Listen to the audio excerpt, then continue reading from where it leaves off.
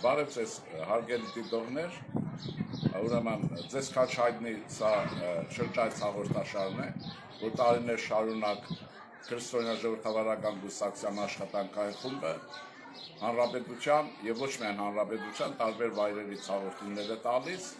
եւ ամեն անգամ որոշակի նկատառումով։ Սա շատ կոնկրետ է այսօրվա հաղորդումը, մենք խորվիրապ ուրեմն հայտնի այսպես ասեմ, աստվածային հայտնության վայրում ենք գտնվում եւ ես ձեզ ունեմ որոշ բարձրաբանումներ տալու, որը պատմականորեն ճշգրիտ է, երկրորդը հայաշահ է եւ երրորդը ուղղված է մեր պետության եւ մեր ժողովրդի շահերի պաշտպանությանը։ Ուրեմն ինչու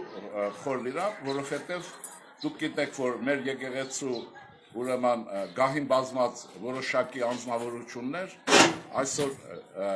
խնդիր են առաջացրել եկեղեցու կերպի, նրա դավանանքի մեկնաբանության եւ գլխավորը իրենց վարքագծի վերաբերյալ եւ փաստորեն մի կամպանիա է սկսվել Հայաստանի, այսպես ասեմ, գողապետության բարագլուխների գլխավորությամբ, որոնց արմատները Ռուսաստանում են, ըստ էության ինչ են անում, սրբապղծության ուրեմն սրբացման գործընթաց է սկսվել, որ գիտեք ինչ կա, մենք ուրեմն խոսքը եպիսկոպոսաց դասի մասին է, որ մենք կարող ենք հուսագրոն լինենք, չլինենք, մեր գործն է Հայաստանի Հանրապետության հայաստանյաց, ոչ թե հայ, հայաստանյաց առաքելական եկեղեցին կարող է սպասարկել օտարի շահերը, կարող է չսպասարկել, կարող է լինել անկախությունից հետո գողապետության ավազակախմբերի եւ թալանչիների հետ, դա մեր գործն է։ Այս խումբը չի ասում, բայց ես եմ ասում, որ մենք կարող ենք այո նպաստել Արցախի Ադրբեջանին հանձնելու ռուսական նախագծին, դա մեր գործն է։ Եվ այսպես շարունակ անհեթեթությունների շարք։ Չեմ ուրեմն շարունակի, որովհետեւ դուք դրանք շատ լավ գիտեք, եւ գիտեք նաեւ, որ այս խմբի մեջ կա որոշակի շահագիր մարդկանց մի խումբ, որոնք Հայաստանը այլասերել են 30 տարվա ընթացքում, նյութապես, բարոյապես, հոգեպես, որոնք մի մասն էլ գործում է Կրեմլի ուղղակի թելադրանքով, խոսքը հայ, այսպես օլիգարխ կոչված քրեական տարրի մասին է, որը բարբերաբար գալիս է Հայաստանը ցնցելու իշխանափոխության ուրեմն առաջադրանքով, բայց վարի է գնում, ինչպես որ տեսնում եք, նաեւ մնացածը, որ իրենց վարքուվարկն արդարացնելու միտումներ ունեն։ Հիմա որն է իրականությունը։ Իրականությունը բոլորովին ուրիշ է եւ հենց խորվիրապում եւ էջ միազում է ամփոփված եւ շատ սրբավայրերում, բայց գլխավորը սրանք են։ Ուրեմն առաջինը խորվիրապի, գիտեք, Դրթատ Մեծի մեր արքաներից երևի ամենահանջարներից մեկի կերպափոխության հրաշապատումը կա, դա շատ լայն ներկայացնում է Գրիգոր Լուսավորիչի եւ նրա փոխհարաբերության պատմությունը կա, բայց արդյունքն ինչ է։ Խորվիրապի արդյունքով 301 թվականին աշխարհում առաջին անգամ Հայաստանում քրիստոնեությունը հռչակվեց առաջինը որպես պետական գրոն։ Ես բոլորի զգուշացնեմ, որ ճուր կարծիք է ուրեմն տարածված, թե մենք առաջին քրիստոնյա ժողովուրդն ենք։ Մենք առաջին քրիստոնյա ժողովուրդը չենք, շատերը կան, որ առաջինի հավակնություն ունենք, բայց դա չի գլխավորը։ Գլխավորը այն է, որ մենք ենք առաջինը քրիստոնեությունը որպես պետական կրոն հռչակել, պետական կրոն, եւ մենք կարծում ենք մեր կուսակցությունով եւ մեր ժողովրդով, որ հենց հայաստանյաց առաքելական եկեղեցին հենց պետք է ծառայի առաջինը Հայաստանի Հանրապետության ու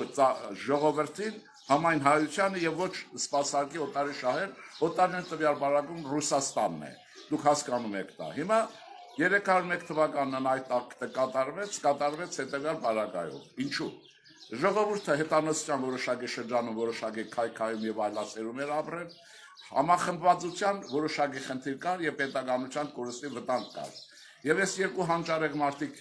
այսպես ասած, մտորեցին, այդպես ասենք, եւ գտան, որ հաջորդի միաձուլով նրան բռունցք ցեմենտ դարձնող ներքին հոգեվոր ուժը կարող է լինել քրիստոնեությունը եւ այսպես պետական կրոն դարձրեցին եւ հետո այդ պետականությունը դարեր շարունակ իր բարբեր ժողովրդի պատմության մեջ իր գործն արեց։ Դիմանակ որ հռոմեացիները տասնյակ տարիներ հետո նոր գլխին գան, որ կարելի է ունենալ այդպիսի բան։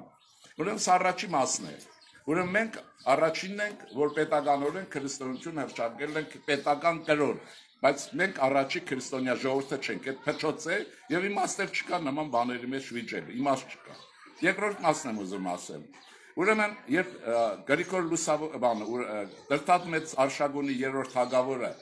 Գրիգոր Լուսավորիչի հետ այդ հարցը լուծեցին, այն ժամանակ սկզբունքային մի հարց լուծվեց, որը փաստորեն խնդրահարույց է դարձրել, ուրեմն այս Գարեգին ուզուրպատորը նշանակում է յուրացնող, ուրիշի իշխանություն, ուրիշի ունեցվածք, ուրիշի տիտղոս եւ սեփականաշնորհողն է։ Դե Հայաստանում եք դուք գիտեք գողությամբ ավազագությամբ է եղել այդ սեփականաշնորհում բոլոր իմաստներով, նաեւ հոգեվոր կյանքի ոլորտում։ Հիմա ժամանակն է բոլորը կարգավորելու եւ այդ հարցը պետք է լուծվի։ Խոսքս այսօրվա պետականության հազարամյակների հետ հայացի խնդիրներ լուծելու մասին է։ Ուրեմն երբ որ այս քրիստոնեական խնդիրը լուծվեց, պետականության հարցը առաջացավ, ինչպես քրիստոնեությունը ծառայի Հայաստանին, ուրեմն տտած մեծ ուրեմն արշագունի երրորդը եպիսկոպոսների ժողով հրավիրեց, եպիսկոպոսատ ժողով, հիմա հոգևոր ժողով են ասում, ինչ են ասում, ուրեմն տեսեք ինչ կա, եւ այնտեղ ինքը նախագահեց, թագավորը նախագահեց եւ եպիսկոպոսներին առաջարկեց եպիսկոպոսապետ կամ կաթողիկոս ուրեմն առաջադրել եւ քվեարկել Գրիգոր Լուսավորիչին, ուրեմն միաձայնությամբ այդ օրը քվեարկվեց եւ Գրիգոր Լուսավորիչը դարձավ հայոց առաջին հայրապետը, որն է սրա իմաստը։ Առաջին ինչու արքան եւ ոչ որևէ եպիսկոպոս, որ կարող էր հաջողությամբ նույն ժողովը ղեկավարել, ընտրություն անել։ Այստեղ սահմանվեց պետական հիերարխիան, աստիճանակարգը, ենթակարգը, հիերարխիան, ուղիղ։ Սա ասում եմ հատուկ ուրեմն Գարեգին ուզուրպատորի եւ նրան պաշտպանող ուրեմն հակապետական տարրերի համար առաջին անգամ եւ վերջնականորեն որոշվեց հայաստանյաց առաքելական եկեղեցու եւ ոչ հայ եկեղեցի չկա առաքելական, չկա այդպես բան։ Կա հայաստանյաց առաքելական սուրբ եկեղեցի։ Ուրեմն այս աստիճանակարգը սահմանվեց հետեւյալով, որ պետության մեջ առաջինը ամենաբարձր պատվանդանին արքան է, թագավորն է, նախագահն է այսօր, վարչապետն է, եթե երկրի վարչապետականն է, եթե նախագահական է, նախագահն է։ Եվ վերջ, որից աստիճանակարգով հետո գալիս է կաթողիկոսը։ Հետևաբար կաթողիկոսը դառնում է պետության շահերը սպասարկող եւ պետության ենթակայության մեջ գտնվող օտարի չէ։ Մանավանդ ռուսի չէ, մանավանդ այդ ժամանակ ռուս չկար եւ շատերը չկային, որոնք ծառայում են։ Եվ ուրեմն հետո ոլորտը կարգավորող մի կառույց, ուրեմն ընդհանրացնում ենք։ Ուրեմն երկու հանճարեղ հայեր, պետական եւ հոգեվոր գործիչներ, դարերի ընթացքում եւ այնքան ինչքան Հայաստանը կա, իսկ Հայաստանը հավերժ է լինելու, սահմանվեց կարգը։ Կա պետական իշխանություն, որից ստորադասում է հոգեվոր իշխանությունը։ Ուրիշ կերպ բացառված է։ Ինձ մեկ ասում են, ենթադրենք, ասում են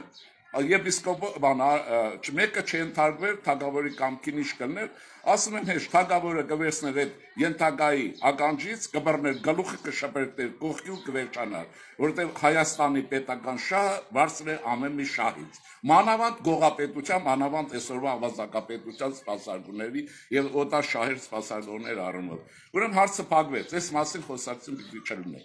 Հետո ժամանակներն անցան եւ այսպես եկեղեցին որպեսզի կարողանա իր հազարավոր տարիների կյանքն ապահովեց, ուրեմն մտցրեց կարգ, որը նաեւ կարգ է այլ քրիստոնեական ուրեմն քրիստոնյա ժողովուրդների համար, ուրեմն ավագ քահանայից վերև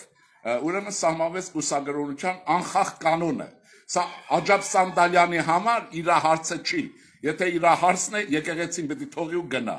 Ուրեմն մինչեւ ավագ քահանա, ինչ Մարդիկ գալիս են աղոթում են, ստեղ աղոթում եք, թե աղոթողներին եք բացադրում ենք մեր եկեղեցի։ Ո՞ւմ ես հարցրել, որ նկարում ես։ Թույլտվություն հարցրել ես, ինչ հարցերից նկարում ես։ Ձեզ չեմ նկարում։ Դուք եկեք կամերայի մեջ մտել։ Ես եկել եմ, որ ասեմ, ես աղոթքի տուն եկել եք։ Մենք էլ հաղորդում ենք նկարում։ Չգիտեմ ինչի տեղ եք։ Ցույցի խնդիր չկա, ցույցը իջմիացնում է։ Ուրեմն էս է։ Դե դուք ձեզ կարգի հրավիրեք։ Մի րոպե մեջ չարվում։ Բայց որը սա կարգի հրավիրված չէ։ Շատ կարգի հրավիրված վիճակ է։ Չէ, խոսեք պարոն Շին։ Ուրեմն էսպես մարդիկ չեն ուզում լուսավորվել, բայց ասեմ, կարգը սահմանվեց, այդ բոլոր հարաբերությունները ճշտվեց նաև շատ բաներ, որն է դա։ Այդ ինստիտուտը կարգավորվեց եւ այլն նման վեճերի այլևս առիթ չկա եւ հիմա այս հարցը պետք է լուծվի ըստ մեր եկեղեցու կարգուկանոնի եւ ներքին օրենքի եւ պետության օրենքի օրենաշահ տեսակետը։ Երևի այսքան այս մասին եւ մնացած ասված է դες բազմաթիվ անգամներ։ Երեք։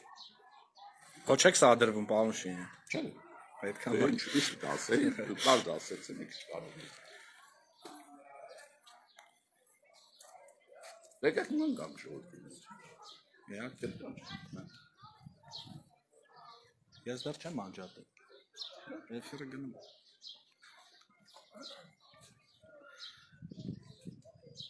Ինչ հարցն է։